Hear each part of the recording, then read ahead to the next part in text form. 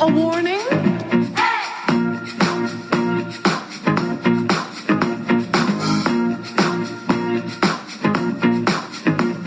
There's nothing to worry about. I'm worried that you work in an office, have children, celebrate wedding anniversaries. The world of heterosexual is a sick and boring life. I would like, if I may, to take you on a strange journey. It seemed a fairly ordinary night when Brad Majors and his fiancée, Janet Weiss, two young, ordinary, healthy kids, left Denton that late November evening to visit a Dr. Everett Scott, ex-tutor and now friend to both of them. It's true, there were dark storm clouds, heavy, black, and pendulous, toward which they were driving. It's true also that the spare tire they were carrying was badly in need of some air. But they, being normal kids and on a night out, well, they were not going to let a storm spoil the events of their evening. On a night out. It was a night out they were going to remember for a very long time.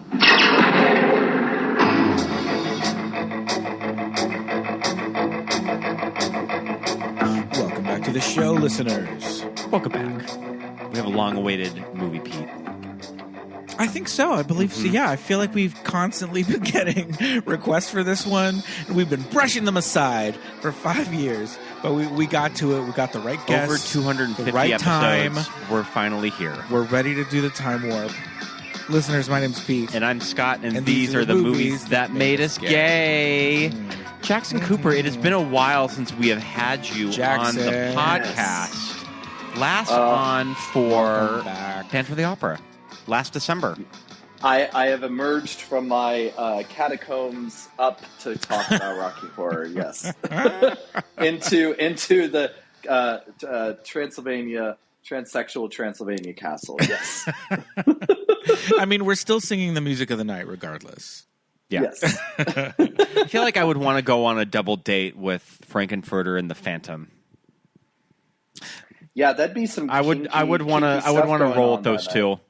It could be kinky. It could also be very emo. I don't know. We'll see how that goes. Well, let's get the introduction out of the way.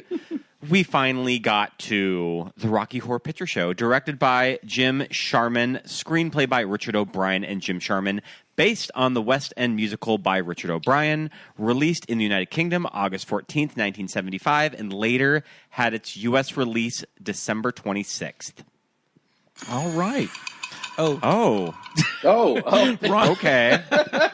Wrong one. I meant to hit We're not talking about the Glee version, Pete, yeah, no. So don't use that sound effect yet. Wrong one. We meant to go with the applause on that one. December 26, 1975. 1975. Yeah. Oh, goodness. Okay, so here's my thing about sometimes doing these really heavy hitter titles. It was like what we went through with The Wizard of Oz. I mean, usually every milestone episode, we try to save for something special. We didn't quite do it for Rocky Horror, even though I did consider maybe doing this for 250. But there's just something so intimidating about talking about a movie like this that I think that maybe it hasn't been examined to death for movie podcasts. But it's definitely like, I always kind of wonder what new insight. What new insight are we, us three homosexuals, going to add to the Rocky Horror Picture Show? So that's kind of one of the main intimidating factors when covering like a big fucking movie like this. I mean, this is Rocky Horror, and it's so deeply personal to every single person. I mean, what it's a beautiful thing about the film. It's a beautiful thing about the cult of Rocky that's been going on for this is 2024.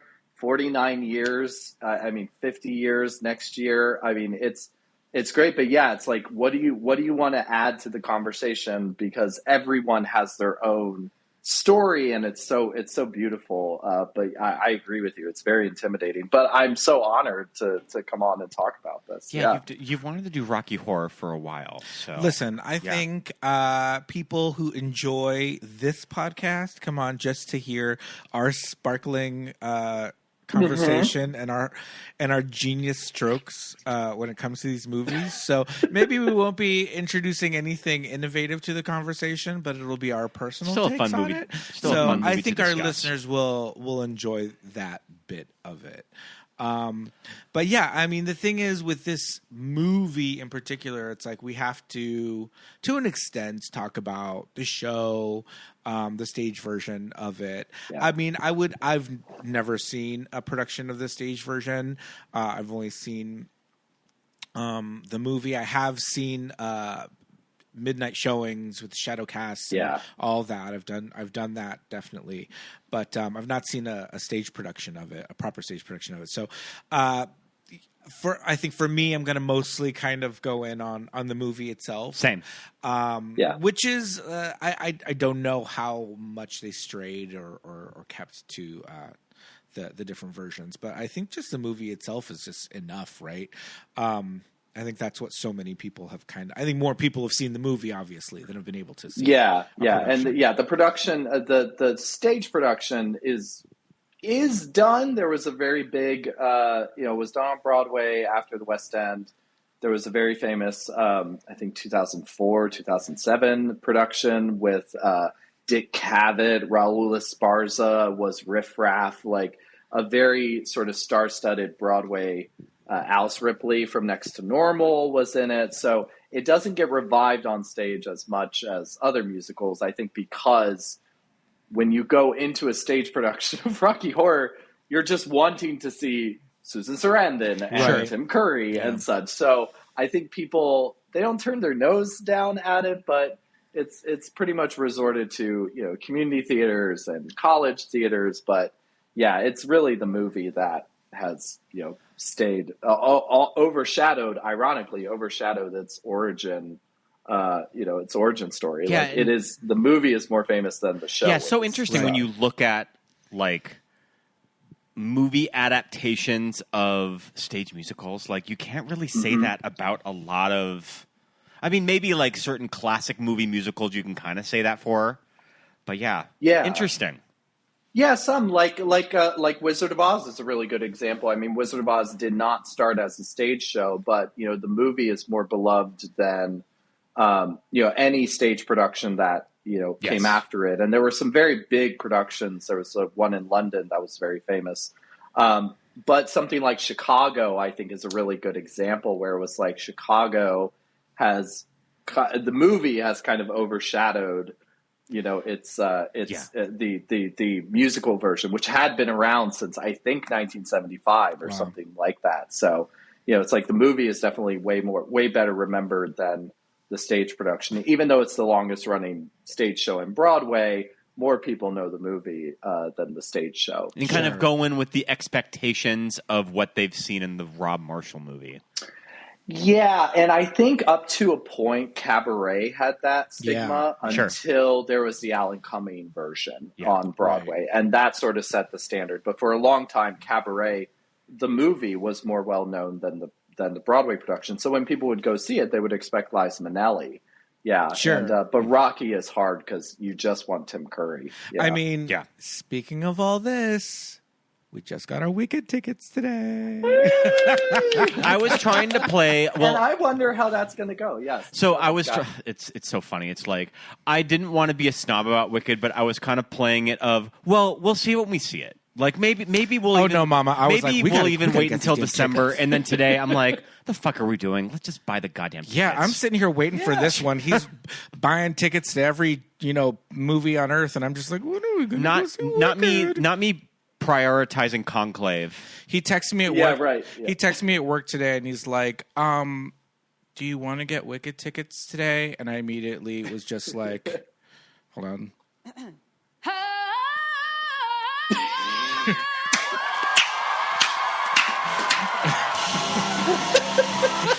That was me. That was me on my desk. Sure.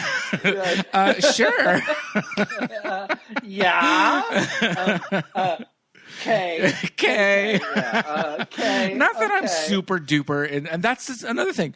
I've seen Wicked on stage once. Sure. And it's great. And that's the thing about... I know the hits. And that's the thing about these musicals is that you kind of have your casual fans of musical theater like me and Pete. Like, we love the movie Chicago. We've seen Wicked on stage. We've seen... Just the once. Just the once. We've seen Phantom a handful of times. When we were in London in January, we went to the West End and saw Phantom because... You're in like London. Why the fuck not? And I feel like both with Wicked and Rocky Horror, you have like your casual fans, and then you have like your next level diehard fans. For sure. Know every single lyric of the song. Yeah. Know like the stage version like the back of their hand. They've been to it numerous times. Yeah. Yeah. Well, and we'll get into it, but I mean the cult of Rocky is huge, and I mean but you're right. I like that. I like that it's musical theater fans are the ones that you're calling out as being the crazy ones, and we are. I mean, but I'm so curious about how Wicked will perform, and. Whether it's gonna, what's the discourse gonna be like? Is that gonna be like Chicago, where it overshadows the musical, or we don't, will it be totally different? We're like right before the point where we know, is this going to be the definitive Wicked moving forward? Right, and we may not even know until after the second film. So it's great. And that's the whole thing, is that like maybe this one is really loved, and then the follow-up next year is not really liked because people, I mean, that maybe the musical, like a lot of stage musicals, is a little front-loaded, that you don't really remember the back half as well as the front half. I mean, if you remember, I don't know if you remember, but I remember that the first act of Wicked is 2 hours straight through, and then the second half is literally like 35 minutes to the T. So I think they could front load that first one. But I'm ready. I am anticipating a Wicked to the Two Towers kind of response, where it's just like, that was fun. Glad we finished that one off. Well, hopefully it doesn't. I just want Christopher Lee to show up. Hopefully it doesn't go by the way of like Peter Jackson's Hobbit movies, of kind of stretching one movie into. Well, I mean, I guess for the Hobbit it was 3 movies, but I think that it was kind of a shock to a lot of people that they were choosing to do 2 movies. I think they could get a solid 100 minutes out of out of everything after the final movie. Okay. I think they could make that work. When it comes in at 2.5 hours, then we're going to be like, all right, baby, what's going on? What are we talking about here? Totally. Well, and it's interesting, like, to see Wicked, like the way Wicked is done now. And when I was watching Rocky today, I mean, Rocky is so unique in that point in time in movies and musical movies, especially because by 1975, movie musical had basically died. I mean, it basically was dead. Maybe Fiddler on the Roof. I think Cabaret won in 72. And Cabaret is one of those movies is that it's all, don't they call it diegetic? It's all sort of organic to the story, so it's not really a traditional movie musical. No, but it does a really good job. But with the Wicked thing, I just kept thinking about that's, Wicked's been on the stage, and now we're getting the musical. Rocky Horror had existed in such only on the stage, and then they got the movie, and then the movie, it was the people around it that sort of gave it a new life. So it actually is more similar to what Cats was trying to do a few years ago, right? Where it was like, we're going to start this new cult where every year we go see Cats and we yell at the screen. And there's reasons why it's like people don't really do that anymore. It kind of died with the pandemic. Speaking of Cats, we can kind of put a little bow on the Wicked conversation. But as I remember, Cats December 2019 took that date from Wicked. That was the date that Universal had on the books for a Wicked movie, but then Stephen Daldry, who still might be producing the movie, I think at that time Stephen Daldry from The Hours was supposed to direct Wicked. Yeah. And then he had Crown commitments. So they kind of put the movie in turnaround that they were going to kind of go back to it later, and they bumped up Cats. Oh. Yeah. Well, so Pete could be freaking out about you ordering Cats tickets. In a reverse, like, different timeline. Theory, interstellar universe. I don't know. I don't know that I would be as excited for Cats. It's just I don't know any of the songs from Cats. Memory? Oh, I know that one. Okay. But yeah, I mean, I think the timing is kind of working out a little bit fun. That's why I bring up Wicked right at the top. But okay, so usually our big thing that we do, we talk about our introduction. I mean, we're all going to have to go probably get in the Wayback Machine for this one. Wayback Machine, yes. We're going to be doing the time warp, all of us.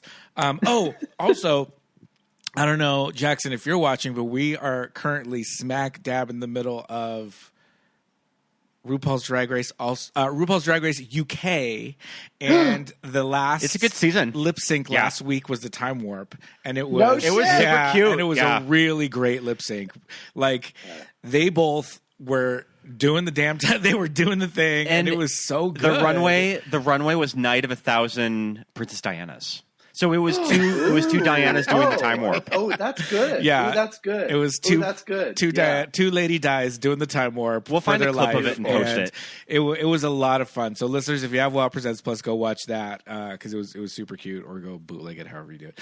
But I just wanted to bring that up because I was like, it was interesting because both of the queens were very different styles. One of them was a little bit more like punk, so I kind of got that she would know the choreography really well, but the other one was super young, like 22, and not really in that like punky aesthetic, but she knew, like, was doing the time, like doing. Well, she did the time. Yeah. Oh, good. Well, I mean, like, it does help that the lyrics of the song kind of tell you what kind to of do. walk you through it. No, but there was something else at the end that they were both doing together, and I was like, maybe it's just kind of baked into British culture. You just kind of know how to do the time warp when you're growing up. I guess, or like, I mean, honestly, I don't know what the kids know these days. So, that's really good that they know it. It was nice, and we'll talk about it.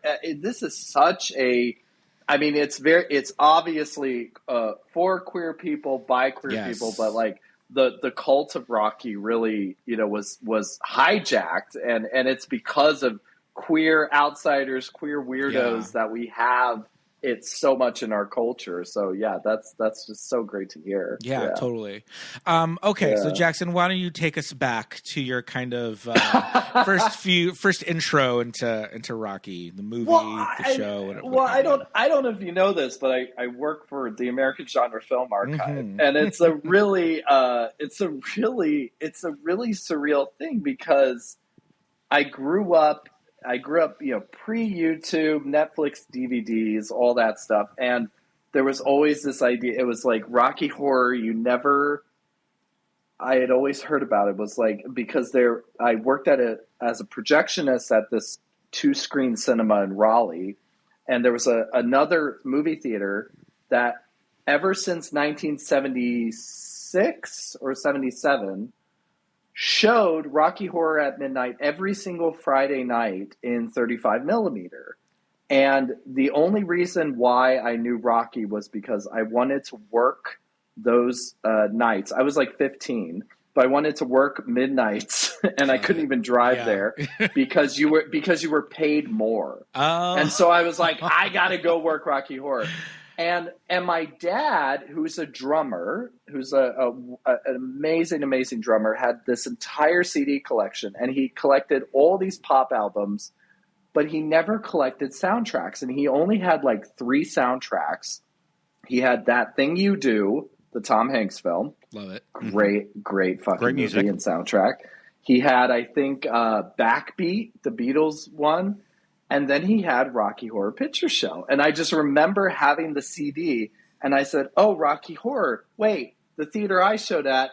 And it was also around the time I was like reading about cult movies. And so I read Jonathan Hoberman's Midnight Movies, and I read about like Rocky Horror and people throw rice and, yell at the screen. And I just remember like Rocky Horror was just circling my orbit, and I never got it. I never found a copy of it. I never could sneak it like into my house to watch it. And so finally my dad, when I was like 17 or something, he took my brother and I to that midnight screening. Nice. And it was unbelievable. Is this in the Seattle area? No? Which where? Oh, this isn't in the Seattle area? No, this was in Raleigh, North Carolina. Oh, I'm sorry, Raleigh. That's right. Yeah, no, it's okay. There was a theater. It's still there, the Rialto Theater. They showed Rocky at midnight. That's where I first saw it, at the Rialto, but here in my hometown. Yeah, but and the reason my dad had the CD was he was like, it's actually good music, but he used to play in a cover band, and they used to do Time Warp all the time. So I just started listening to it, and I saw it. I just became obsessed. I mean, it was before I like officially came out. So, but it was just this like amazing movie. And obviously Tim Curry, I had known actually from Stephen King's It and Clue. Yeah. And I was like, oh, that's the same guy. Yeah. And he's so different. And he looks and Home Alone 2, Lost in New York. I was like, this is all this. Like, we are just living in the Tim Curry cinematic universe. It's amazing. But I love it. I watch it every single year. I've directed 3 years of shadow casts for it. So it's so near and dear to me. I just love it so much. But that was my history with it. Was like, it circled my orbit as this young queer weirdo. And I just like finally when I saw it, it truly was like, and that whole experience, like throwing the toilet paper, throwing the rice, like hearing people do the callback, seeing the virgins like run around in their underwear. It was just this whole other world where I was like, wow. And that this has been going on since the 70s, and it was all young people. It was all people who were like a little older than me. It was great. Yeah. I loved it. Yeah. That's amazing. It's a damn good movie. I mean, we'll get into it, but it's a really well made movie. Yeah. Yeah. Love it. Scott. Yeah. Tell us your history with this movie. Feel like it's going to be a short one. It's going to be pretty short because my exposure, you watched it last night. My exposure to this movie. I mean, you know what's funny is I've only really seen this a handful of times, but okay. I remember my first exposure to just the sentence, the Rocky Horror Picture Show, was when watching The Simpsons in the episode of Stars Burns, where they're doing the film festival with Jay Sherman, and Dr. Hibbert shows up at the theater, and he's like, "This isn't the Rocky Horror Picture Show," and not he's in really lingerie. in like lingerie, and I remember just not really getting the context for it. That I think maybe I had heard the Rocky Horror Picture Show and I didn't know what it was, so I'm just like, I don't know if I get this. Yeah, so I mean, that would have been me, like, probably, like, 10 years old watching The Simpsons. Right. Maybe a little older. But I did not watch this movie until a DVD of this showed up at my house growing up. I was probably in the 6th grade. And I remember it was lent to my stepdad from a friend of theirs that worked at the hospital. And just, like, the Rocky Horror Picture Show. And I just remember looking at the case and just being like, what is this weird movie? And I watched it, and like my stepdad was like, oh yeah, it's Rocky Horror. Like, it's fucking crazy. Yeah. So I watched it with my parents. It's so funny. My relationship with this movie is I'm always super into probably the first 50 minutes of it.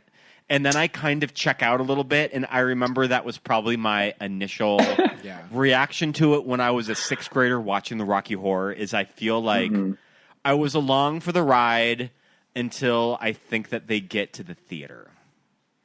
And that's when I kind of maybe check out a little bit. Sure. So I think that that's still kind of my journey with this movie. Not saying that I don't. We're gonna get saying into that it. I don't have a good time when watching it. That's been the biggest concern that my friends and people in my life have always been like, I like Rocky, but when it gets to that, like, floor show scene, it kind of loses me. I was like, that's the best part. That's the best part. So, I mean, just always one of those movies when I was a kid that you know by name, and then you actually watch it, and you're like, holy shit, I have never seen anything like this.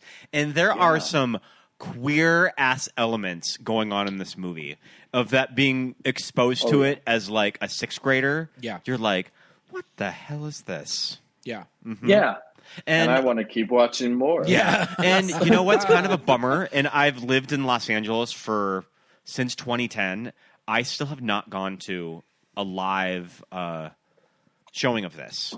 Or like a shadow cast. I've never seen it live. Yeah, and there's I think it is There's one theater It's the somewhere New in Art LA. Theater on the West Side that regularly shows it every week. That's why, because it's on the West Side. Yeah, it's on the West Side. Yeah, so that's my herstory with Rocky Horror. All right, all right. I watched this for the first time. My sister and I, when we were teenagers, we would go and visit our dad on the weekends. And some of those weekends, he would work. And so we were like, let's go rent movies. So she was 15 or 16, so she could drive, and we would go and rent movies. And she would always rent crazy stuff because it was just the two of us. And so, like, that's when I saw My Own Private Idaho, like, for the first Lair time. of the White was Worm. with her. You know, she would always just rent kooky stuff. Yeah, Lair of the White Worm. She, like, really like British movies. The Ken Russell film. You know? What a double feature with My Own Private Idaho. But good, keep going. Yeah. So she rented it, and I was like, what is that? And she's like, well, I've heard about it, because she was very much an Anglophile in the early 90s, because she was listening to Britpop, but like like Oasis Britpop. So she was listening to all the Manchester, all the fun stuff from the early 90s. She was listening to like James and In Spiral Carpets and like, you know, Jesus Jones and like all this stuff. And so she was very much into like British culture. And so she's like, and so she would get NME, that magazine, and the New Musical Express. She would get NME. She'd have to go to Tower Records to pick up New Musical Express and get Kerrang and like all these like import magazines to read about these like Britpop bands and everything. And so she, you know, had found out about Rocky Horror, so we rent it. And she's like, yeah, like it's this cult movie. And she's talking to me about the midnight showings and everything. And the tape had like a hour-long little documentary at the end of it. Explaining the culture of Rocky and like what you do and everything. And so before we saw the movie, we fast forwarded the movie to the end so we could watch the documentary and see like what it was all about. And so we're watching it and I'm just like, this is wild. Who are these people? And she's like, just any, you know, random. And I'm like, where is this? And for me, growing up in LA, I'm just like, wow, where is that? One day will I ever be able to experience it? Meanwhile, it's like at the theater down the street. And I don't even know it. Right.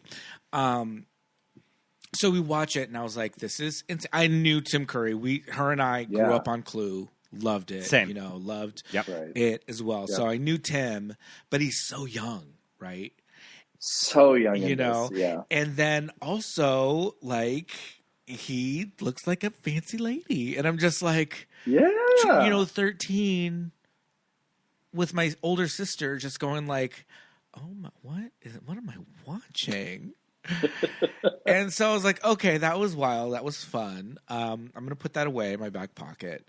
And then as I became an older teenager, my friends and I just thought we were very cosmopolitan. So we were like, hey, the Rialto in like one town over, like all my friends are in Alhambra. The Rialto's in South Pasadena. It's right up the street. Yeah.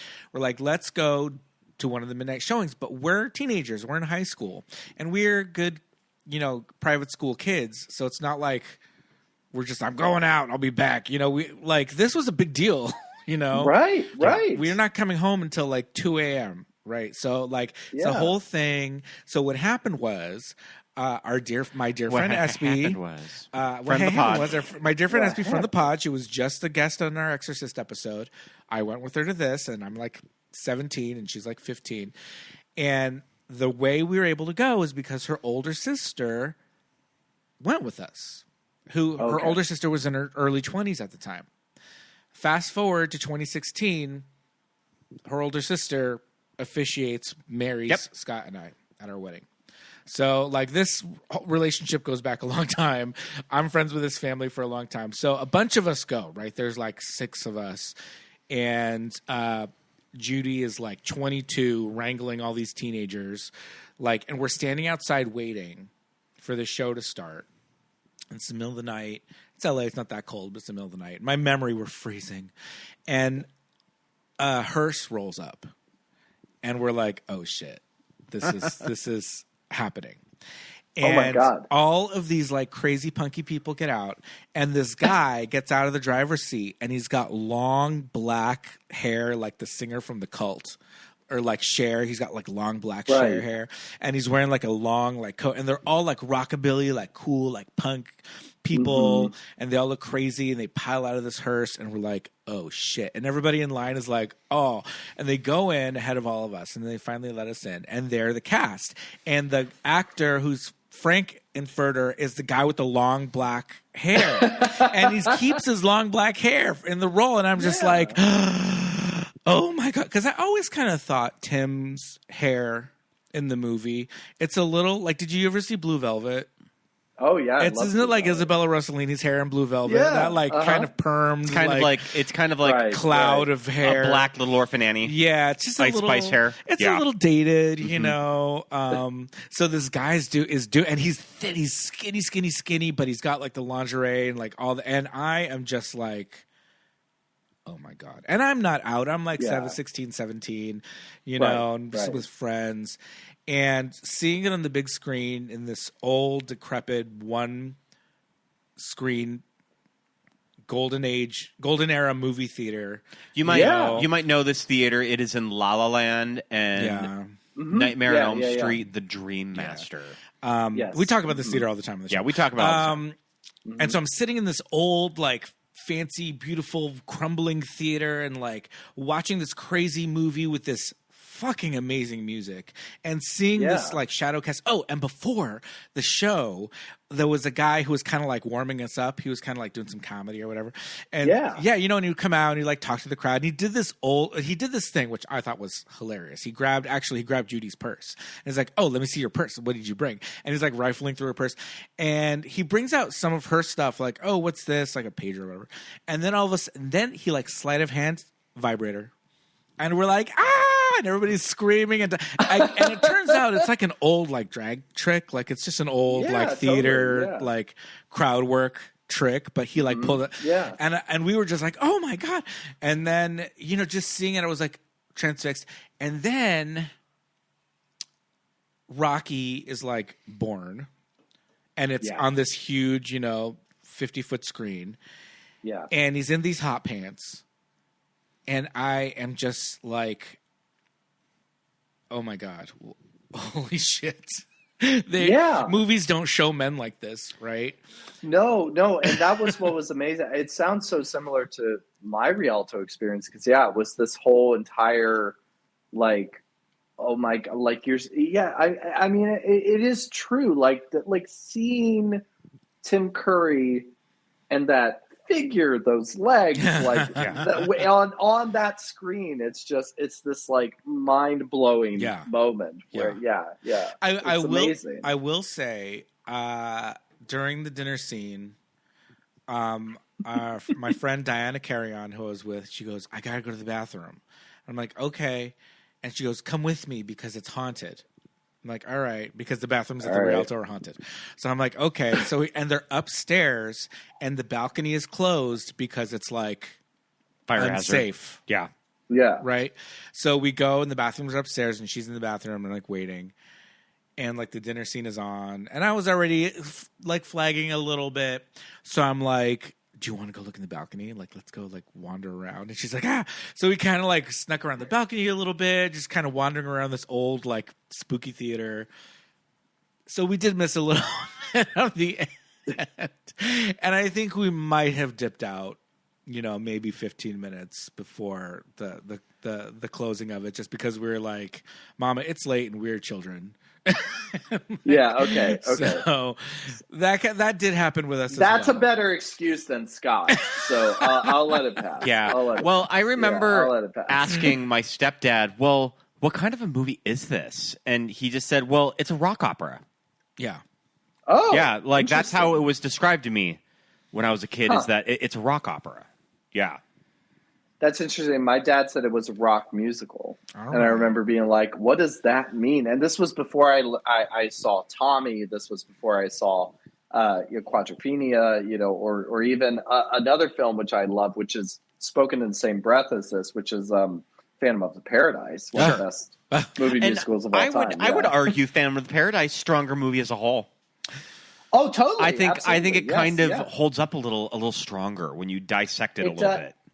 It does, and it's sort of, I don't want to say it's risen above Rocky, because Rocky is Rocky, but it definitely has, in terms of like the quality of the film itself versus the following, which is, the people who love it.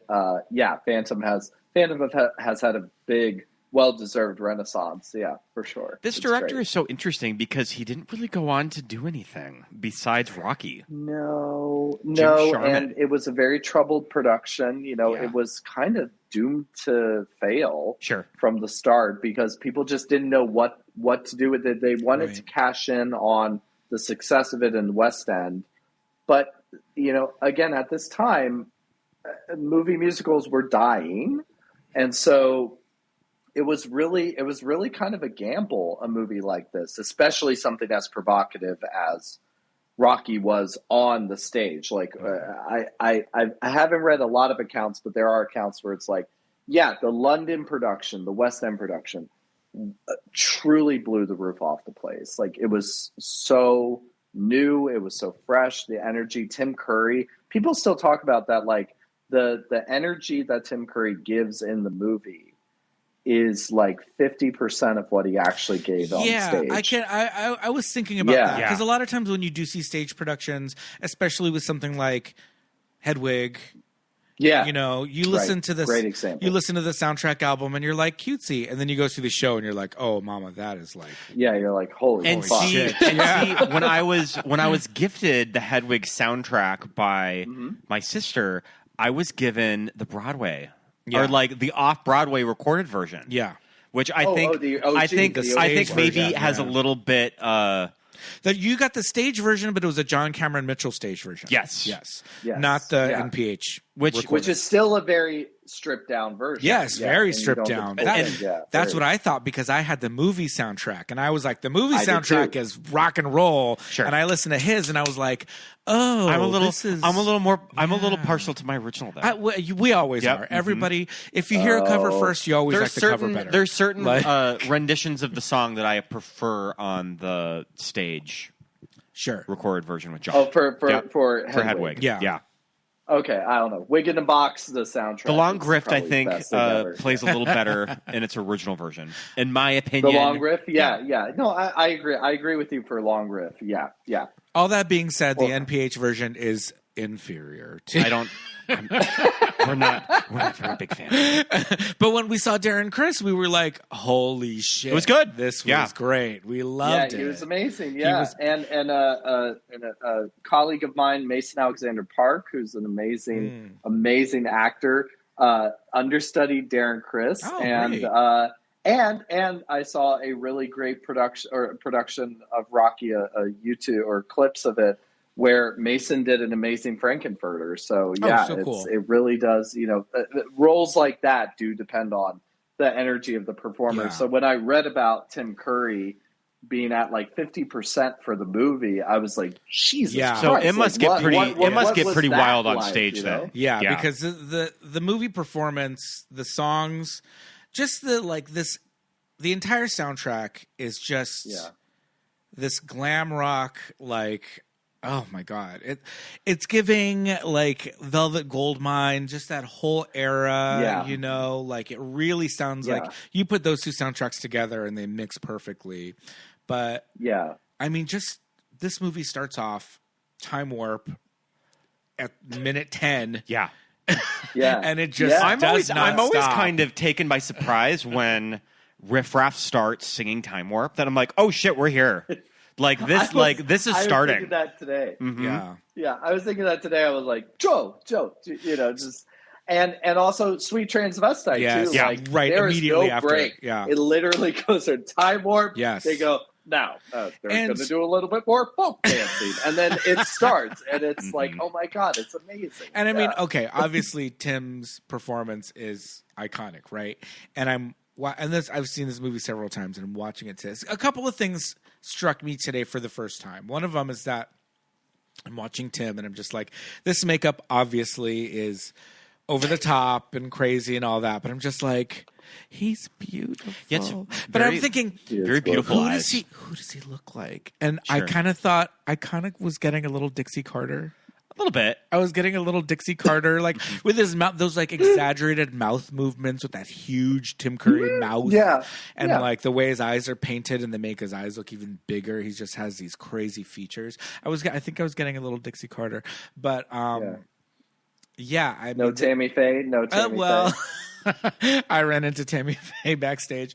Right? Yeah. I ran into Tim Curry backstage. Yeah, exactly. Yeah.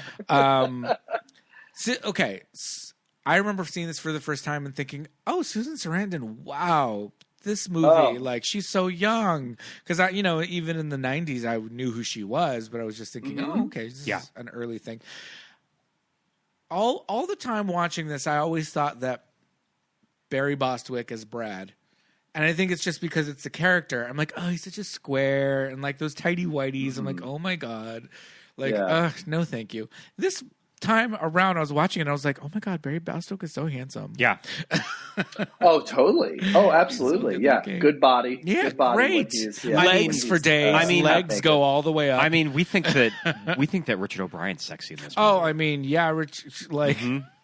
All right, camp of two over there. Yeah. So you don't find something kind of sexy about Richard O'Brien? No, not at all. No. Sorry, Richard. I think he's still with us. So sorry, Richard. But yeah, sorry. Even in all in the many characters he plays in this movie. No, not at all. No, not at all. Maybe in Shock Treatment, but no, not in this. Not in this. Oh gosh, Shock Treatment. I mean, Shock Treatment. We'll spend what episode were we doing where we discovered Shock Treatment? I forgot. I think it was Elvira's Haunted Hills. Because we were talking about Richard O'Brien. It was like probably in Elvira or 80s, one like that, or Pee Wee. Yeah. But yeah, I mean, I remember. Go ahead. Yeah. No, I was just gonna say the soundtrack starts off so well. With these like really high energy songs, and it just goes right, just beat after beat after beat. We get Rocky, we get Meatloaf, and I always remember as a teenager being a little frustrated with the Meatloaf song, but this time around, I was just like, "This is great, man! This quick." Yeah, and that's grown on me. The Meatloaf one has grown on me. The one I still. And maybe it's because I'm a homosexual. Touch me. I could. Sure. I'm like I skip. I get up. That's when I go up to the balcony. Sure. Yeah. And it's just I don't give a shit. And I love Susan Sarandon. But touch me. Is that Susan singing it? Is that her and Rocky? Yeah, it's her and Rocky, and she's just Creature of the Night singing Creature of the Night. Susan Sarandon, is she a great singer? No, but I mean, she's bringing a lot of spunk to this role, though. Listen, she is gorgeous in this role. Yeah. She is gorgeous, beautiful. She is also hysterical. So funny. She plays the ingenue role to play. Yeah, she plays the ingenue really well. I think that I saw an interview with her. I think that she was probably doing like the Vanity Fair, "This is my career," and she said that she felt like Janet was every ingenue that she had ever played, just kind of as a caricature up until that point, and just kind of at the heart of it, like Janet's kind of a bitch. Yeah, but she does it. It's funny though. That's funny. She said that. That says that how she kind of played it. Played her. Yeah. Yeah, I don't see that at all because she plays it so like, and I mean, it's that Barry Bostwick's the same way. It's like you play it just completely straight. Yeah. There's there is zero irony. There's zero camp with it. There's just this like very a commitment to it. It's and she's great in it. Mm-hmm. Yeah, and also she's I don't know, she's just so good, and she's an okay singer. Her in the floor show, the part of the movie that Scott doesn't like, is fabulous. She's so good in that, and it's very, very funny. I did find in this rewatch that I really like Tim Curry's "I'm Going Home." Like, I think he's really good in that. Yeah, yeah, that's a really special moment. You know, not to get ahead to the end, but you know, there's a cut song at the end. There's like an alternate ending.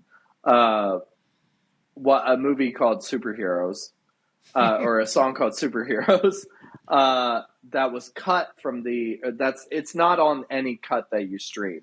Looks like it's on the soundtrack for it. Yeah. It's on. It's in the soundtrack. Yeah, it's on the soundtrack. Yeah. But it's not. And I think on the DVD there's two versions. The uncut, which again, the uncut includes that version, but yeah, it's a real downer of a song at the end. So I just want to talk a little bit about like Richard O'Brien. Did I get that right? Richard O'Brien. His kind of process when he was writing this, and the kind of the era. It's like this. It's the mid 70s, you know, right. And he's writing this show, and he's bringing in these concepts of like sci-fi movies and B movies, and hammer horror and all this stuff. And then the music he's bringing in is super contemporary. It's glam rock inspired, very cutting edge punk rock, or what kind of will become like punk rock visuals and imagery. And how like so niche and so specific that is. Right? It's like such a teeny tiny little corner, especially, and it's so uber like British and super London specific, like all of that. And even as like so hyper specific and hyper focused it is, it still went on to be this thing that like in America 40 years later, people still lose their minds, and gay people just gravitate to and have just it's become this, you know, this anthem for them. And it's just so wild. But I love all those things. Like these, like this sci-fi B movie, like aesthetic. It's all of that just is right up our alley. It's all like perfect fit for everything that we do and love. And, you know, it's that, like we were saying, Elvira and Pee-wee and all these weirdos that just kind of, if that all makes sense, it makes sense, right? It's this like weird rockabilly, like kind of thing with the music. There's a very like 50s vibe with some of the songs, but still kind of contemporary to the 70s. Like, I don't know. It's just so weird. Like it shouldn't work. It shouldn't work. Yeah. That's a really, really good point. This movie, this musical should not absolutely work. And I do often wonder, I do think about if it didn't have the queer following that built it and built the cult in, like, would it probably not exist? And I think the answer is yes, because while it is a good movie, it's not a great movie. Yeah. And there's a lot wrong with the movie. Yeah. Like the filmmaking is very shoddy. It's a little awkward. Like some of the editing, some of the stuff is actually brilliant. Like the fact that there's just like little touches, like Tim Curry's acting. He is looking at the camera every so often and sort of giving a wink and a nod. That's hysterical. The fact that Nixon's farewell address is playing while Brad and Janet are literally crossing into the darkness. Brilliant. Brilliant, right? It's also awkward. Like you can see the strings. You can see that half the sets aren't done in some of those scenes. Like it is like, oh my God, you're absolutely right. It should not work. And yet I think it is that juxtaposition. Yeah. Because that's what the show, the movie is about, right? Like Brad and Janet, here's this new way of thinking. Yeah. It also was written at this time, I think 72 was when it was written, 71, where just the world was changing, like from the 50s and 60s into Vietnam, into the Margaret Thatcher era. So yeah, I think it weirdly is that lightning in the bottle moment for culture. Yeah. I always thought what straight people had to say about this. Yeah. Like, did I they think care? they just think it's weird. Yeah. I think that's like, and that was what was interesting when I was growing up, was like Rocky was not as accessible or immediately accessible as something like The Birdcage. Right. Yeah. Or it felt dangerous. Yes. Like it felt subversive. It felt so like you don't go, like not you don't go to Rocky Horror, but it was like, there's a distance where it's like when you're 18, you go watch Rocky Horror. It has that John Waters Pink Flamingo vibe where if you're not super familiar with it, you're kind of like, is this a porno? Is it a comedy? It's like, I don't know. And also that there's danger in the film, right? Like you're like, I could get changed, or something can change about me and the world and my view of the world if I watch this film. And that's why I love it happen to Brad. And like Pink Flamingos, you're just like, It's almost like, what we think is a threat is actually just like, opening our minds up to, the weirdos of the world and also who we are. Like we're afraid of that we might actually relate to the people on screen, which was interesting. I remember an early memory of this was it came on VH1 every single fucking October. And it was a rights issue because this film historically, famously, has had a lot of rights issues, a lot of licensing issues. Richard O'Brien famously has not seen a dime of this. I think that's changed, but he famously, I think, I don't know if he sold the rights to it or something, but there's some legal thing where like Richard O'Brien, the writer creator of Rocky Horror, has not seen a dime off the profit of the movie, which is very sad. Yeah. But VH1 was the only, or VH1 or MTV was the only channel that would show it, and it was cut for television. Sure, It was just like you couldn't watch it. I imagine that would probably be on up VH1. and being like, I'm not even seeing this, and it's so sanitized because there were just things missing that was like, what is happening? Yeah. Okay, so we should talk a little bit about just kind of the visual style of this movie. Just kind of, I mean, there's a lot to talk about there, just like archetypes and things like that. But I love all the characters that are kind of throughout, right? We love like Magenta and Columbia I remember seeing Columbia and just being like, she is so cool. Like she's so cool. I love her. The Mouseketeer ears. Yeah. Like when they're just kind of hanging in the room. She's got like the Mickey Mouse ears on. That shit is like, I mean, that was subversive. And, when this movie was released, that was like, oh shit, that's Disney. Like that's a little kid thing. And these like weirdos, she's just like sitting in her room wearing them in their pajamas, And that slick back hair and like the dyed red and everything. And, I just thought that they were so fucking cool, right? So Sue Blaine did the costume design for this movie, and she claims that she did no research for the design. And she has kind of said that the creations that she put everybody has gone on to kind of be a huge inspiration for punk rock fashions. Of the torn fishnet stockings and dyed hair. I would suppose that it was there, like in London, just kind of introduced the rest of the world to this kooky subgenre of punk rock kids in London. I don't know. I think so. I mean, I think they took, again, or like I was saying, it was a lightning in a bottle situation where I think it was everything that Richard O'Brien saw and was experiencing and literally took that, brought it in, and then just put it onto the stage, and it just resonated with people. And Pete, to your point, I think the plethora of like all of these accessibility points, like 50s sci-fi films and punk rock, rockabilly, and fishnets fashion.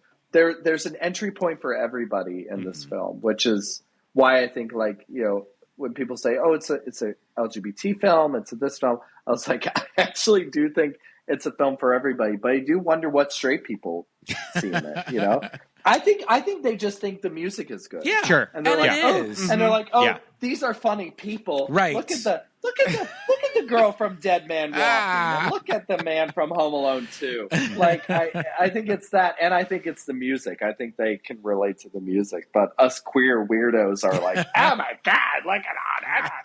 Iconic, legendary. Okay, so, a few of the movies that I have, a few of the movies that I have kind of referenced that I could see in this movie, The Island of Lost Souls. There's a lot of weird H.G. Wells imagery going on in the story. It's like, I mean, you even get a little bit of Kubrick, Dr. Strangelove. I'm seeing that the character Frank parallels Captain Bligh in Murder on the Bounty, which I thought was interesting. Oh yeah, yeah, and I think that Riff Raff also parallels somebody, and I'm also seeing Reefer Madness too. Oh, there's a lot. Yeah, there's a lot of visual and acting choices taken from exploitation films. Absolutely, yeah. Especially those genre films. Like that. This last viewing where we just watched it to get a refresher, the narrator was fucking killing me. Yeah, hysterical. So brilliant, so good. Funny. Just him saying, like, take a step to the left. On a night out. So on a night out. How did they do that on stage? Is the narrator like a character on stage? Into the Woods?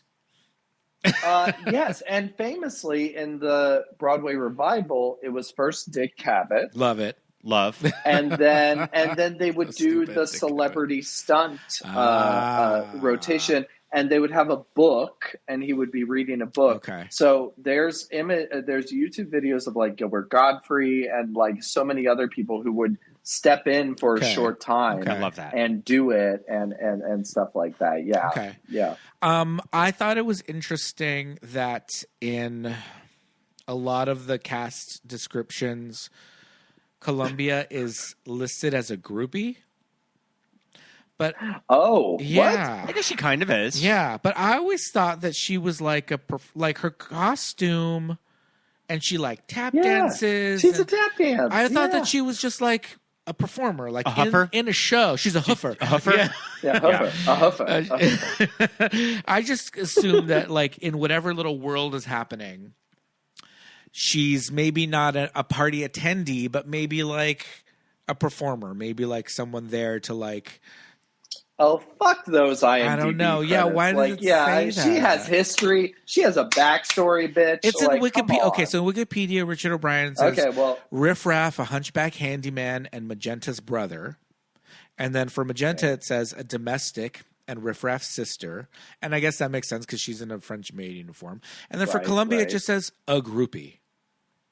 It's like, maybe that was like the archetypes and stuff. I guess. It's like, here's the groupie. Yeah, but she's also just part of the crew. Like she's like shares a room with Magenta, like, or at least they're like hanging out, watching their little like monitor together.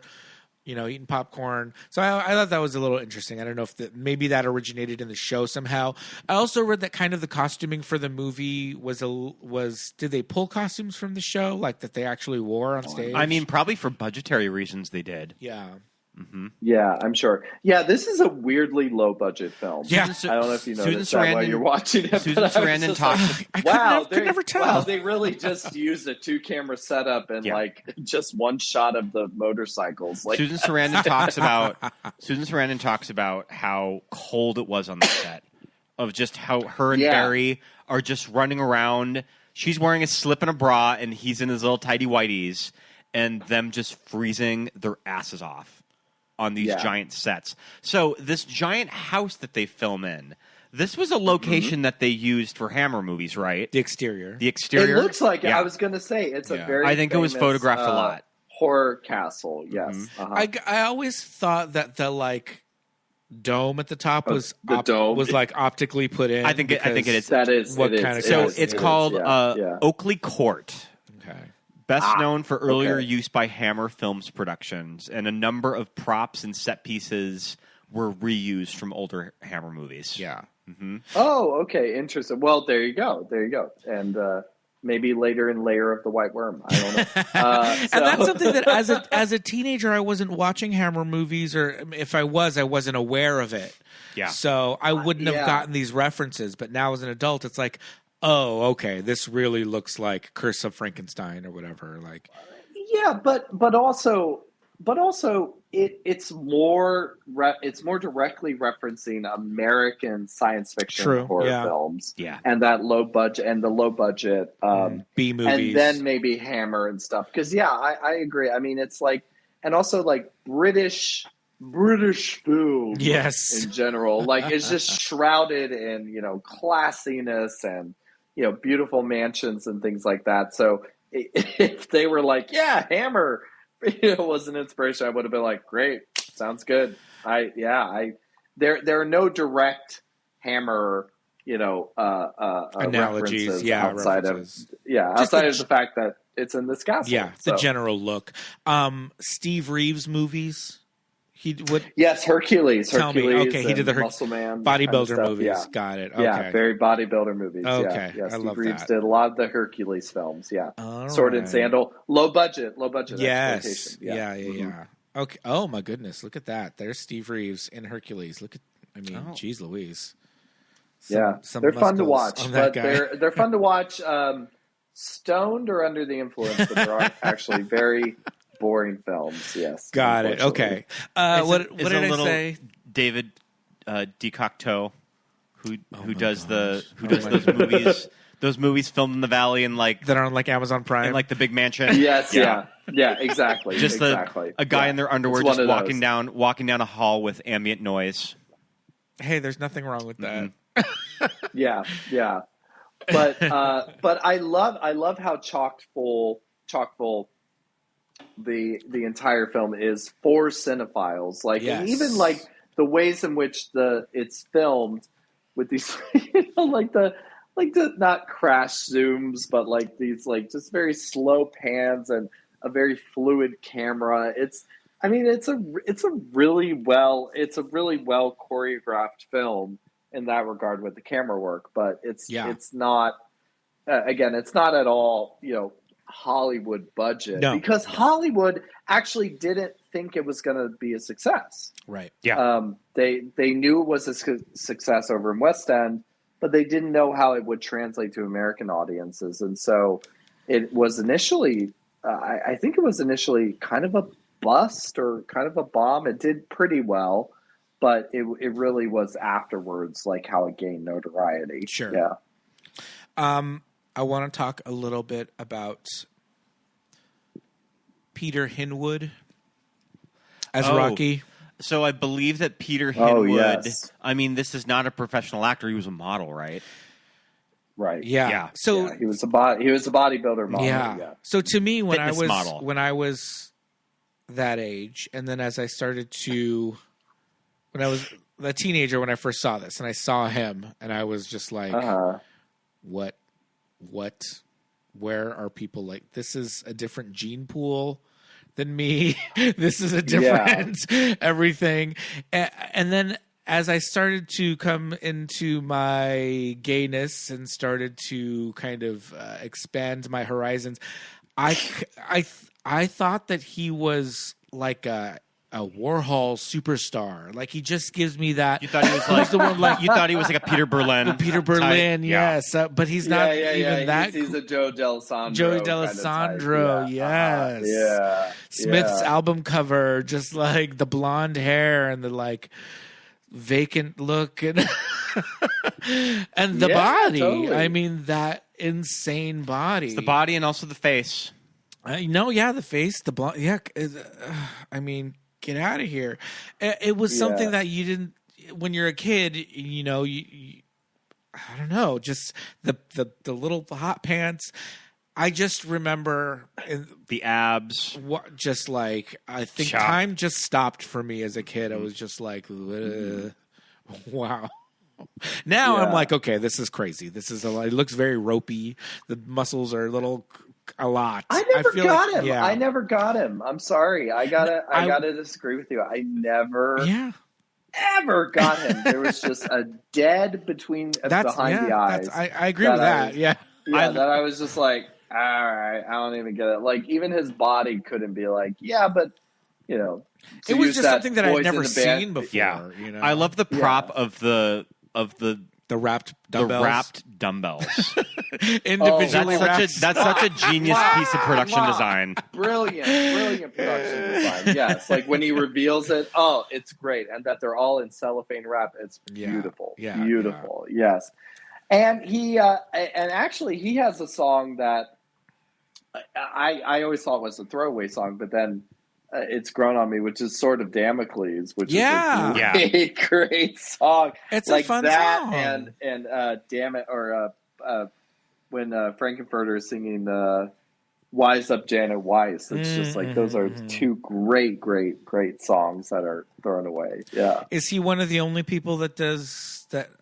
His singing voice was dubbed. I think so. Oh, is that not his vocals? It's not his vocals. No, that's not his vocals. No, okay, well, the dubber is still not good. So whoever did it, it's still not great. Marnie Nixon should have done it. It's a uncredited Australian singer by the name of Trevor White. Yeah. I know him. His father died in my basement. He was in the Australian production of Jesus Christ Superstar. Well, there you go. Yep. Great. He's singing my bar mitzvah. But yeah, I think for me with Rocky was just that as a kid, I mean, I had a lot of unresolved like internal colorism and all of that, and just seeing this like very blonde white like specimen, I was just like, holy shit, not ever seeing a body like that before in a movie. Don't put that guy in the sun too long. In a movie, you know. But now in my adulthood, I'm just like, all right, that's a lot. I don't even know what to do with that. There's a lot of corners and like weird crevices. Probably not very. Do you want to bite of my pizza? Or is that too much? Should we? Do you need to eat? Can we give you? You need to eat. Something? Yeah, eat, girl. Come on. You look skinny. Girl. Yeah. But yeah, I don't know. It definitely made me feel a certain type of way. But you know, I've grown into my my taste. Sure. Lately. Well, I have a good little break for our discussion. Sure. Do you want to do a little quiz on Susan Sarandon? Oh, oh my gosh! Yeah, I was like, I'm ready for a Tim Curry quiz, but I'm even more ready for a Susan Sarandon quiz. Let's go. I think this is our fourth Susan Sarandon movie that we have covered on the podcast. We have done the Rocky Horror Picture Show, The Witches of Eastwick, Witches of Eastwick, Thelma and Louise, and Little Women. Ah, yes. Oh, right. She's Marmee. Yeah. Mm-hmm. Do you think that you can both tag team her most known for on IMDb of the first four movies that come up when you look up Susan Sarandon? Old Suze. Let's see. Dead Man Walking. Dead Man Walking is there. Yeah. Her Best Actress win. Yep. Yeah, Best Actress. Yep. Mm-hmm. What do you think the other three are? Well, Pete, I'll let you. I'm gonna say Thelma and Louise. Thelma and Louise is there. All right. We have another Oscar nomination. Mm-hmm. Do you think another one is there? Rocky Horror Picture Show. Rocky Horror Picture Show is not there. Oh shit! She kind of has bigger movies that I think overshadow it in her filmography. I think these are both movies from the 90s. As they would be. With Susan Sarandon. The Client? The Client is there. Hey! Yep. Mm-hmm. Okay, that's three. That's the last one. I'm going with Stepmom. Stepmom is there. Woohoo! Columbus' Stepmom. Julie Roberts. Yep. The Mike Nichols Very good. film. Yeah. Susan Sarandon, one of those very controversial actors with the right and the left in Hollywood, and it's probably why you do not see her working as much anymore as she should be. Yep. Mm-hmm. But okay, so what do you think the highest grossing movie of her career is? It has made the most money. Oh, gosh. This is a Disney movie. It made over $300 million worldwide. A Disney? She plays the villain of this movie. Oh, is it Enchanted? It is Enchanted. She's the villain in Enchanted. I forgot about that. Yeah. Oh, no, I forgot about that. I almost was going to say Miss Marvel, but that's not betting. She's in Blue Beetle. She's in DC. She is in Blue Beetle. Yeah, she's actually really good. Good for her. She's actually really good in Blue Beetle, too. I enjoy Blue Beetle. What do you think the highest rated movie on Rotten Tomatoes is? It is 100%. Susan Sarandon and 100%. Okay. Wait, Pete. Scott, you've asked this question many times before on this very show, and oftentimes they include documentaries. Is this a documentary? No, it's not. Good. Okay, good. Okay, Good just got to clarify. pull. Just got to have a clarifying question. Good. This pull. this is a movie from earlier in her career. It got her an Oscar nomination. I'll give you a hint with that. I've actually never seen this movie. Oh, well, then it's not Thelma and Louise. Wait. Is it Come Back to the Time of Dime? No, she's not in that. I think you're close. You're in the ballpark, I think. Crimes of the Heart. No. Damn it! I don't think that Susan Sarandon is in Crimes of the Heart. Isn't that Sally Field? No, that's Places in the Heart. I'll look it up. But go ahead. So she plays. I believe that she plays a casino waitress in this movie. It is her first Oscar nomination. I don't know. A casino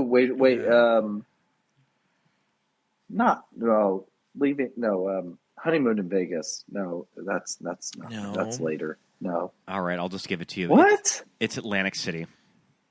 Oh, the Louis Malle film. Yeah, it's 100. It's 100%. She had an Oscar nom for that. I think it was her first Oscar nomination. Wow. All right, so of the movies that we have done.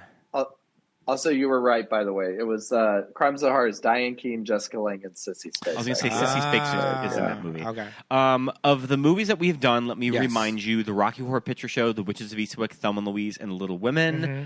What do you think is the highest grossing of all of these movies? Oh, wait, say those one more time.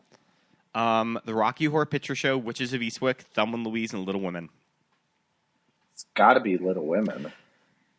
No. I'm thinking Thelma and Louise. No. Was it Witches? Nope. What? Well, here's the thing about the Rocky Horror Picture Show is that this has been regularly shown in theaters consistently every week since the 70s. That this movie has made a lot of money. Oh, it's the highest grossing. It is the highest grossing. Fox, now Disney. It's like 170 million that I saw in Box Office Mojo. Wow! So it's just and it is. I think it's one of the longest running releases in film history for 20th Century Fox. Yeah, it's never stopped. It's never stopped. In the grand scheme of things, it's never stopped playing. I think that movie, above all others, it's never really stopped. Yeah. All right. So, how do you know all of her Academy Award nominations? No. I know you do, Scott. I know. But let's see. So, Atlantic City. Atlantic City. Yeah. Break them down. They're not that hard because there's not that many. Because they do stop after the win. Huh? Right. The Client. Dead Man Walking, including the win. Mm-hmm. So she was nominated for Stepmom, right? No. Damn it. Okay. We didn't say Thelma and Louise. Thelma and Louise is there. Thelma and you Louise. have one more. Ooh. Lorenzo's Oil. Lorenzo's Oil. Very. That's correct. Good. Yeah. All right. I thought this was a movie people forget about. No, yeah. I thought this was interesting. What is her BAFTA win in Best Actress? Ooh. She has 2 BAFTA nominations. Blue Beetle. And she won 1. Okay. What decade? Yeah. Of course, from the 90s. From the 90s. I'm gonna say Little Women. Yeah. No. It's gonna keep going. No. It's the client. She won a BAFTA for the client. Yep. Her other nomination is for Thelma and Louise. Wow. Okay. All right. She has never won a Golden Globe. How many nominations do you think that she has, though? Mama. If you include television, because she has a lot of TV nominations. 7. More. 12. Lower. Okay. 9. This is my favorite part of these games. Ooh, 9. 10. All right. So this 9 is Golden probably Globe noms. Well, what I want to know what she was nominated for, especially for television. what was that Ray Fiennes movie? Quiz show? Doris and here we might have to look that up. Mm-hmm. Doris and Bernard. Of course, Feud. I think so. Yeah. For Bette Davis. Oh, We're looking at Golden Feud, Globe yeah. nominations. So she was nominated for Best Actress, Motion Picture, Musical, or Comedy for Bull Durham. Best Actress Drama for White Palace, 91. Thelma and Louise, 92. Lorenzo's Oil, 93. Dead Men Walking, 96. And Stepmom, 99. Supporting Actress, Motion Picture, Igby Goes Down. Igby Goes Down. And Best Actress in a Miniseries, Motion Picture, Television, Bernard and Doris. Bernard and Doris, that's what I was talking about. Okay. Yep. And Feud, Betty and Joan. There you go. So 3 Golden Raspberry noms. So okay. that's my boy and Tammy. That's and a my Bad boy, Mom's Christmas. Tammy and a Bad Mom's Christmas. All right, Razzies. So I wanted to find out who presented her star to her on the Walk of Fame. Ooh. I couldn't quite find it out just because all I saw were just pictures of her, the kids, and Tim Robbins. But I also noticed that Jake Gyllenhaal was there, and also Ryan Phillippe and Kieran Culkin were there because they had just done Igby Goes Down with her. Yeah. So it was kind of around the time that she did those movies in 2002. Moonlight Mile and Igby Goes Down. So I thought that was kind of interesting. All right, so I have kind of a banger for my last one, I think. Okay. I don't know if Pete's going to be able to answer a lot of these, but this is an Oscar question. That Susan won an Oscar for playing a nun in Dead Men Walking. Helen Prejean, a sister, spiritual advisor, author, and anti-death penalty activist in Dead Man Walking. Can you name the other actresses that are nominated or won Oscars for playing nuns? Oh, okay. I got this. Rosalind Russell. Rosalind Russell. No, I don't have that one. Well, maybe she is though. Was she an Oscar nominated nun? I think she was an Oscar nominated nun. Wasn't really Kate Winslet's or Deborah Carr? Deborah Carr, Black Narcissus. Deborah Carr was snubbed that year. She did not get the nomination. Are you serious? Yeah. Oh my god! One of the many times that she should have probably won Best Actress. She didn't win for Black Narcissus. Yeah, Black Narcissus, one of the greatest. Deborah Carr, the Amy Adams of her day. She truly was. Yeah. Wow, that's a really good. Yeah, that's really good. Well, Sally Field played a nun on television. Meryl Streep in Doubt. Oh no, she's not a nun. Well, isn't she kind of a nun Doubt? I don't have that one, but I mean, they're all Amy Adams too. Wasn't Amy Adams? They're all like sisters. Yeah, so I think that counts. Okay. Yeah, Meryl Streep Meryl Streep and Amy Adams. I was thinking that Kate Winslet was a nun in the role that she won for. No, she was a nun in the episode of Extras where she says, "You win an Academy Award when you do Holocaust." She's trying to get the Oscar. She's in a Holocaust which movie. is like a Jenna Maroney move, yes. right? Like it's totally there. Oh gosh, women who played nuns. Okay, who were so nominated for we Oscars. have one of the Hepburns in the 1950s. Catherine. Nope, the other one. No, I was 50-50 chance. It was Audrey Hepburn in The Nun Story in 1959. That's right, The Nun Story. There was an Oscar-nominated nun in the 80s, played by an actress that had already won an Oscar. Whoopi. No. Linda Hunt. This is kind of an 80s prestige movie that maybe not a lot of people talk about anymore. But it got 2 actresses nominations in this movie. Who was in Nuns on the Run? One more hint. One more hint. Who directed? Pete, in that Simpsons episode, Marge forgets this mother's name. Agnes of God. Agnes. It means Agnes. Lamb of God. Diane Keaton again, right? Isn't Diane Keaton in that one? Wasn't it Anne Bancroft and Meg Tilly? Meg Tilly, yeah. Meg Tilly, okay. Jennifer's sister. I'm way off today. I mean, we have an iconic nun from a movie musical in the 60s. Julie Andrews. So, I mean, she's a novice. She's a novice. She's not a full nun yet. Thankfully. So we have 2 more. I'll just give them to you. Ingrid Bergman in The Bells of Sister Mary in 1945. That's the one I was thinking of. That's the one I was thinking of. Yes. Sure. And Loretta Young in Come to the Stable in 1949. No. I was not super familiar with that nomination. I thought Loretta Young was a country singer. Just kind of interesting. I could see a lot of parallels of playing nuns versus playing sex workers. Ooh. Like a hooker with the heart of gold. Just kind of these niche roles for women that you see a lot of nominations with. We'll see if Isabella Rossellini can get that nomination for from what I hear, one scene of Conclave, which we have yet to watch. We're going to see it this weekend. You know, I like if Isabel Rossellini gets that, and then if Nora gets Best Actress, then they go head and head. We'll get the nun versus sex worker. I love it. But yeah, Susan Sarandon. I mean, she won for Dead Man Walking. I mean, it's hard to say that she doesn't deserve it for that performance because she's so good in that movie. No, but she's also fabulous in The Client. I mean, it's a really, really fabulous performance in that. Yeah. She had quite the ride in the 1990s with all of these roles too. Mm-hmm.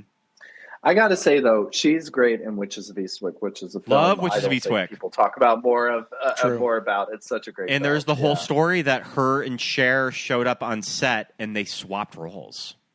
That they were cast as each other's role, and I think it was more of a Cher decision that she just wanted to play Alex. And Susan Sarandon played Sookie. Like they were on location, and they made those choices. They had probably already fitted wardrobe for the other role. Yeah, yeah. And allegedly, the story I heard about that was that they showed up. Cher had thought she was playing Alex, and then Susan Sarandon begrudgingly accepted that she was playing Sookie. That was allegedly. But Susan's so much fun in that role, though. What's great about Rocky Horror is that, Susan Sarandon was kind of a nobody at that time. Right. I mean, not really. She had done Broadway. Yeah, she was in a play with Karen Allen, who was from Indiana Jones, or the first Raiders. Indiana Jones, called Extremities, which Farrah Fawcett ended up playing. Karen Allen's role. But when Karen left, Susan Sarandon was playing the best friend. She stepped into Karen Allen's role, and that's kind of how she got discovered, was playing this role in Extremities, which is about this woman who gets her. This guy invades her house, and she kidnaps him and ties him up in the fireplace and holds him hostage. Yeah. And she has to deal with the moral dilemma, like, what do I do with him? Because he had tried to, assault her, and she fights back and does that. So she got very famous from that, but she's still so early on. So to see her and Barry Bostwick and even Tim Curry, what they're going to be, we already know what they're going to be, but here they are. This is their first films ever. It's pretty amazing. I love the fact that, like you said, Susan came from Broadway, Barry Bostwick as well. Yeah, right? He did. Yeah. And so, when you see this last performance, and they're on stage and they just got de-Medusa'd.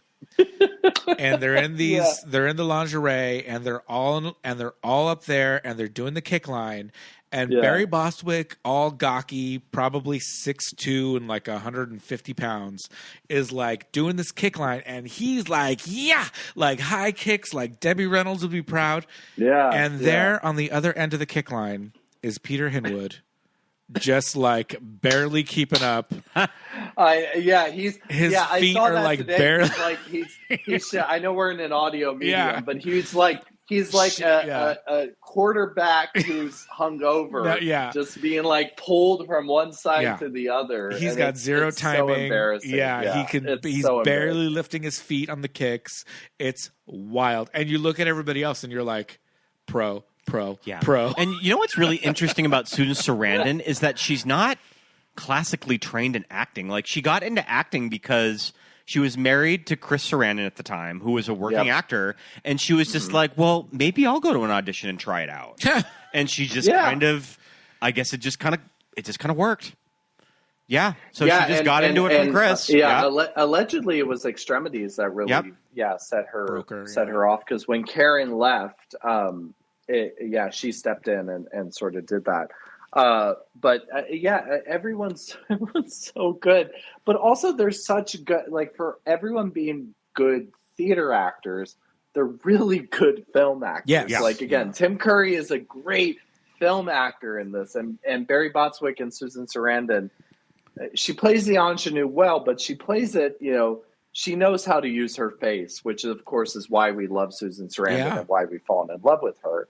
So it's so great. Yeah, and Tim is like working the camera, like at every moment, like looking down, right down the barrel, like when right down the barrel. Definitely like a star-making performance for Tim Curry, and Tim Curry is one of those oddball actors from this time that he could never quite be the traditional leading man.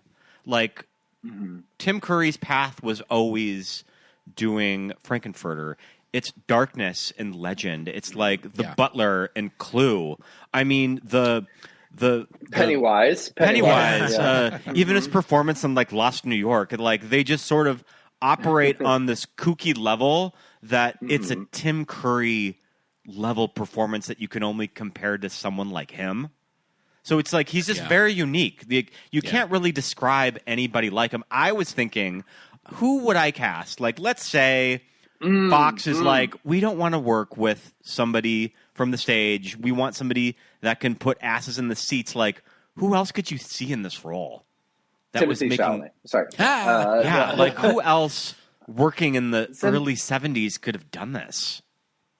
Yeah, that's actually a really good point, because it's like who would have also been up for this part? Probably David Bowie. Yeah. Probably Mick Jagger, because remember they did have they would have stunt cast a rock star. Yeah, they would have probably done well. Bowie was more in the 80s, like he was more, but probably Jagger, because Jagger had done a film called Performance, which was kind of kooky and weird.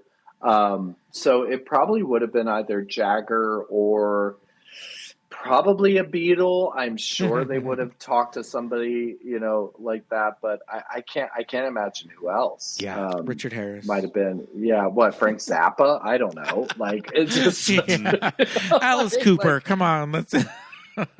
Paul Williams. Oh gosh, the heartthrob Paul Williams. Heartthrob Paul. I mean, I remember listening in Planet of the Apes makeup. Totally. I mean, I remember listening to Ridley Scott on the Legend commentary, just kind of talking about when he wanted Tim Curry as Darkness, and he's just like Rocky Horror Picture Show. Like, he can do anything. Yeah.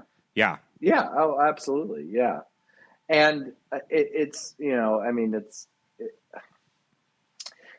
it's funny to see that, and like you were saying, Scott, like how his freak was matched, shall we say, for decade upon decade upon decade, so that a bunch of a lot more generations got to know him. I always wondered, just sidebar, like Tim Curry, I don't think ever worked with Tim Burton. I don't believe so. From what I understand, but it's interesting, like thinking about. Again, those weirdos, weirdos that infiltrated Hollywood, Paul Rubens, Tim Curry, Elvira. Like, this was just and this is why I love watching this film. It's such a different time about how, like, outsiders sort of infiltrated mainstream Hollywood. Yeah. Because here's the Groundlings, here's, West End, right? Here's these punk weirdos. It's just so great to see that. Yeah. I mean, I was going to say, like, your pedestrian answer for, like, who could do it all is like, oh, Johnny Depp, I guess. Like, that's kind of something that a modern tunnel vision person would be like, obviously. And you're like, really? Well. Yeah, but like the thing about Frank and the way Tim Curry presents it is, it's not just sexiness, it's not just swagger, it's also sass. It's also it is. I understand why people don't want to. Going back to what we started with, like, I understand why people don't want to go see a production of it, because they're like, I only want to see Tim Curry. I only want to see that performance. Yeah, because it's like no one could ever do it justice. Yeah. That's why the shadow casts were so fun, because you're just like, look, this is a one-off thing, and you still have the movie there. You still have Tim up there. So if you're just like, I don't like this person, just watch. Just ignore them and watch the movie. Yeah.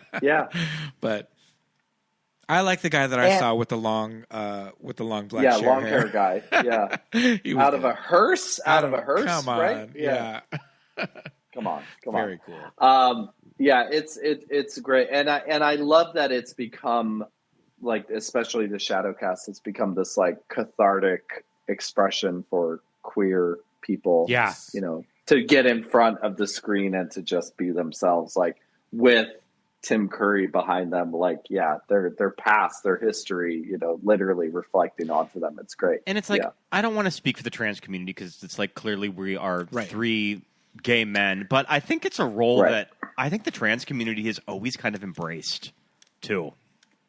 Well, and Laverne Cox did it, on for television. I mean, I think the evolution. Yeah, you're right. It's like we don't want to get into talking about it, but transvestite was the term. Transsexual is named, and I think I think that opened the door for different communities to express themselves, whether it's gay men, drag queens, trans people, transvestites. It's great, and it's great. I mean, I think that's why it still resonates. It's open like that. Yeah. This was a lot of fun. Yeah. This is great. Not nearly as intimidating as I thought it was going to be. No, I think we're able to just kind of touch on everything that we love about this. Is there something for everybody? Even the straights? I think so. I think it's actually a film straight people need to watch more of. And you know what? This needs to be added to your Thanksgiving movie rotation, straight people. Why it's not? About family. It's about community. It's about coming together. There's a big dinner scene. Yeah. There's a giant dinner scene with a meat carver. I was going to say, they're carving something. But it's Rocky will never die. It will continue. It's gone on now. This year, 49 years. Next year, 50 years. Wow. It will go on for 50 That's more crazy. and 50 more after that. Oh, my goodness. So much fun. And it's streaming right now on Hulu. So that's fun. So if you don't own it, you can stream it on Hulu. And look up your local midnight screening. They're here in Los Angeles. I want to make it to the New Art. Yeah, we'll go check it out for sure. Yeah, I want to go see it. Yeah. All these years we haven't done it. We'll go check it out. I've never done it. It's one of those things that it should be like mandatory for college campuses to do it at least once. Yeah. That I'm kind of surprised that just kind of going to school at U of M or something in Montana that I never at least found myself at one Shadowcast. Yeah. Or even just a midnight showing. Yeah. Well, the Shadowcast I directed was at UNC Chapel Hill, Carolina, which I was very surprised they had never done one. Or never did it on an annual basis. And so for quite some time. So when I was there, I was like, well, let's do this. So we did it, and it's still going to this day, even like post pandemic. So perfect for college students. Yeah. Yeah, absolutely. What is the quote from Party Month? Don't dream it, be it. Rocky Horror Picture Show. Don't dream it, be it. Yes. I'm just thinking of Aiden Zane's terrible Magenta on Snatch Game. It wasn't even Magenta. It was Patricia. Right. Fuck off. Fuck off, Aiden. That was wild. Patricia wild. Quinn. Aiden Zane, you're welcome to come on the show. His close friend Patricia Quinn, who he had lunch with many times. Sure. Oh man. Yes, but Aiden, yes, please come on. You're always and welcome. Talk about and come talk about shock treatment. So. Yeah. Well, before we get out, let's talk about shock treatment for those. Who talk to us about that. Are Rocky curious? There is a sequel called Shock Treatment, which was written, directed, and starring Richard O'Brien. I think. Yeah. So, and you said it was just kind of 20th Century Fox figuring out, this movie's like a big hit. Like Rocky Horror is like a big cult hit, so we need to capitalize on this. Yeah, it came a few years after Rocky, and it was kind of after the cult of Rocky sort of set off, and they wanted to capitalize on it in the traditional way studios at that time did. They were like, we see a hit, we're going to make another hit. And so they asked Richard O'Brien to to just write a sequel to Rocky Horror, like all new music, all new things. It's a very ambitious film. It's not Rocky Horror. Let's just say that. Like, it's a whole other beast. There's good and bad parts of it. And when I say bad, it's like uneven, but, it's not great. That's my personal opinion, but fair enough. But it's fun. I mean, again, like the movies from this era are great to watch because the production design is huge and the costume design is huge, and like just everyone's commitment is at a 10. Yeah. So it's pretty fucking great to watch that, but just go watch Phantom of the Paradise. So, absolutely. Yeah. Which is the Rocky Horror adjacent. Sure. Yeah. Brian De Palma, Paul Williams. Yeah. So Jessica Harper, all those people. Yeah. So go watch Phantom of the Paradise, folks. Yeah. I mean, if you love like the music from Rocky Horror, if you love that like glam rock aesthetic, I guess the Velvet Goldmine soundtrack is pretty hard to find nowadays, but just watch Velvet Goldmine. Yeah. That's all that whole era. This past Halloween, everybody at the Eagle dressed up as Rocky Horror. Oh, at the Eagle here in LA. Yeah. Friend of the pod, Chef Shubin was Riff Raff, and like everybody that works at the Eagle. Seth dressed as Riff Raff. He was fucking hilarious. His Riff Raff was really good too. Yeah. Mm-hmm. Right. Go, Jerk of all trades on Instagram. Go look him up. They have a lot of fun pictures from Halloween. He posts a lot about the old Eagle here in LA. So it's a fun place, and they did a whole thing with the crew, and that was super cute. So yeah, Rocky's everywhere. Will never leave us. Nope. It's never going to die, and we got to keep it alive. Yeah, so. for sure. Great. So if we go to a shadow cast, what do we need to take? We need to take plastic spoons, toast. Oh, I thought the plastic spoons were for the room. Was that for the room? Spoons is the room. Spoons is the room. Spoons is the room. Is it toilet paper? It's rice, a water gun, toilet paper, toast. You're right, Pete. Toast. Gosh, and sometimes if it's a good shadow cast, they have kits available. Ooh, that's nice. Ahead of time. I love that. So, but you can also find it anywhere. You can also go and find the audience talkbacks. Love it. Which are always a lot of fun to do when you're shouting out. Say it! At Rocky Horror. Slut! Yeah. Slut! Yeah. I will say this before we wrap up. I actually did go to a shadow cast of Hedwig and the Angry Inch, the movie. They wow. Yeah, that was the only time I'd ever seen a shadow cast of something else that was not Rocky Horror, and I was like, this is perfect, and it was super cool. Okay. They used to do them here for Clue, but I think that Paramount sent them a cease and desist. They said, no, you better don't. Yeah. Sounds about right. That sounds about right. Yeah. Oh my goodness. So, alrighty. Well, yeah. All Again, right. this was so much fun. We'll let you go, Jackson. We'll let you go before it gets too late here. But anytime, you're always welcome.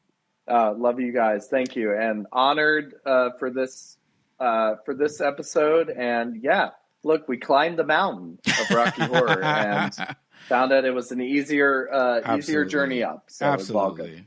Alrighty. Well, until next time, think about what you want to talk about, and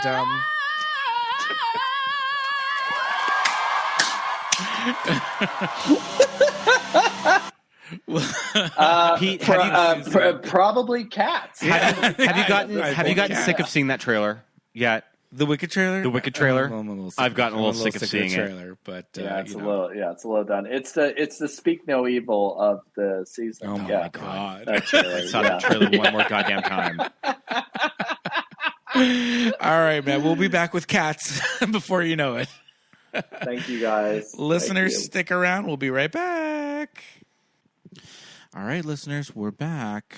We have some news for you. Our big news is from the time that we said goodbye to Jackson, yes, to us doing our little outro, we have seen Wicked. Yes, indeed. We have seen Wicked, and we just got back from Gladiator 2. We have, in fact, done the time warp. Yeah. In this episode. Not only did we get to see Wicked, but we saw Gladiator 2 as well. And I think for both movies, our reactions are pretty similar. Fabulous, wonderful. I'd like to see the show 2 more times. I loved it so much. Why? What could possibly be that good? She is fantastic. Her movements, her dancing, her voice, everything about her is terrific. So you didn't like her very much? I loved her. I'm going to see it twice more. That's us talking about Denzel. That's you talking about Ariana Grande, and that's me talking about Denzel Washington in Gladiator 2. That's me talking about the tiny little monkey in Gladiator 2. The tiny little monkey. If you haven't seen it yet, we're doing a full episode soon. That's true. We are going Tune to in do next week. An entire Gladiator 2 We're doing a full episode of both. Yeah, We'll talk a little bit about Wicked. I think we're going to have to. But yeah, stay tuned for Gladiator 2. It's going to be Gladiator and Gladiator 2. Extravaganza, right? Extravaganza. I just thought we would focus on the Gladiator. The first one. The second one. The second one. Okay, that works for me. Yeah. It's still a Gladiator 2 Eleganza Extravaganza. Our Black Friday episode. I mean, come on, you guys. It's almost time to hit those sales on Amazon.com. Are they even really that good anymore? I mean, every now and then. I feel like I checked out of Black Friday ever since Best Buy quit selling movies. Right. Oh, speaking of which, that 4K set that we were looking at went down another $10. Oh, Friends? Yeah. Oh, okay. Yeah. Listeners, we may or may not be in the market for the entire series of Friends on 4K. You know, why not? We love physical media in this house. Stay tuned next week. We will be talking about both Wicked and Gladiator 2. Yes. Specifically on the Gladiator 2 episode. Yes, indeed. But, until then, I mean, like we said, we saw Wicked. We fully enjoyed it. And, I mean, what more can we say than...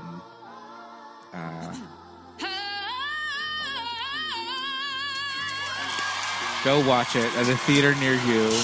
It's even in 3D. Did you know that? Are you going to be adding that to our regular soundboard? Because you've played that 3 times on this episode. I know. I might have to. Oh, yeah. That was this episode. Maybe I'll take that part out. No, it's okay. We'll keep it in. Yeah, I might have to add it to the regular soundboard. But yeah, that was a good time. I mean, it's the talk of the town, people. It is the talk of the town. If you were apprehensive about it or you weren't sure, I think the performances will change your mind. And we're not even musical theater girlies. We're just like, yeah, the show is good. Let's see the movie. Wow, the movie is great. So, anyway, thanks for sticking around for all of Rocky Horror. Is it that time, Pete? I think it is. Is it time for the Patreon shout-outs? I'm so excited. Let's hear them. For the Patreon shout-outs, we want to say a great big thank you and hello to all of our wonderful and active patrons, including, we've got some new ones. Kaiken, sorry if I'm mispronouncing that. Kaiken, you're at the $5 level. Love that. Kelsey, Andrew, Stephen, Vanessa, Leah, SB, Ashan, T, Brian, Sarah, Richard, Mark, Jeff, Deja, Amy, Erica, Anna, Mitchie, our friends at How Do You Drew, Andy, Kate, Pep, Roberto, Daisy, Kelly, Chrissy, Stephen, Laura, Thomas, Lori, Brenna, Jess Rabbit, Lawrence, Lisa, Thomas, Millie, Benny, Melanie, Susan, Muffy, Paul, Jamie, Drew, Genevieve, Dawn, Josh, Aaron, Nick and Shannon, Christine, and Rafito. Guys, thank you for being patrons. Thank you so much. Yeah, head over to patreon.com/movies for some fun stuff. We still need to do our TV That Keeps Us Gay episode for November. That's going to come up very, very, very, It's going to be coming out around soon. Thanksgiving. We're going to be talking about Friends. Yes, indeed. Oh, yeah, we have a couple days before Thanksgiving to drop that. So right around that time, keep a lookout on your Patreon, and then we're going to have another fun Watch With Us commentary movie. That's at the $10 level. So for $10 a month, you get Watch With Us commentary track and the TV That Keeps Us Gay bonus episode from the $5 a month level. So $5 you get one bonus episode, $10 you get two bonus episodes. Lots of fun. And check it out. Thank you very much for being patrons. All those donations go straight to keeping the show ad-free every week for your listening pleasure. So thank you so much once again. You can follow us on all the... for socials, like us, give us 5 stars, write us reviews, go over to your podcast listening app and do that. Give us 5 stars. We would love that. Yes, indeed. Yes, indeed. And all the wonderful reviews that you guys have left us are very, very nice. So head over to your podcast listening app and do that. But you can follow us on socials. We're most active on Instagram at Movies That Made Us Gay, and we are on Blue Sky. Everyone's on Blue Sky. Everybody's It was the jumping over to mass Blue Sky. gay exodus of Twitter this past week. Yes, indeed. Yes, indeed. And we've been there for a minute. We've been there since 2023, but we have not been very active on there. But since everybody is moving over, we're ditching Twitter and X and all that. So check us out at MTMUGPod. Alrighty. It's the same as our old X handle. It's mtmugpod.bsky.social. That's the long version, but if you just look up Movies That Made Us Gay or MTMUG Pod, you will find us. And give us a follow on Blue Sky. We're going to be a lot more active there. We'll just post everything that we're posting on our regular socials. We'll just get ported right over there too. So thank you for following that. You can follow our personals. I'm at Peter Lasagna on Instagram. And I'm Scott Youngballer on Instagram, and follow my letterbox. Yes, indeed. So, yeah, that's about that. Until next time, everybody, get ready for some Gladiator. We'll see you next time. Bye. Bye.